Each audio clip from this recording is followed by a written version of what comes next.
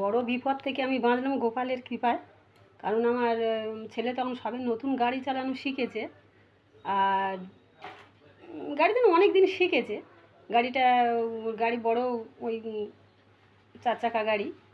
তা ওই চালাতে চালাতে একদিন একজনের গাড়ি চালাতে গেছে গিয়ে মানে পুরো ওই জ্যাম হয় না রাস্তায়, জ্যাম হয়েছে, দাঁড়িয়ে আছে একজন বয়স্ক লোক, মুটো বুড়ো, সেই গিয়ে বললো হঠাৎ করে, সে গাড়ির ভিতরে বসে আছে, অনেক গাড়ি দাঁড়িয়ে আছে, তাকে গিয়ে বললো, এই তুই যে গাড়ি বসে আছিস গাড়িটা সাবধানে চালাবি, তোর গাড়ি আজ অ্যাক্সিডেন্ট হওয়ার চান্স আছে, খুব সাবধানে চালাস।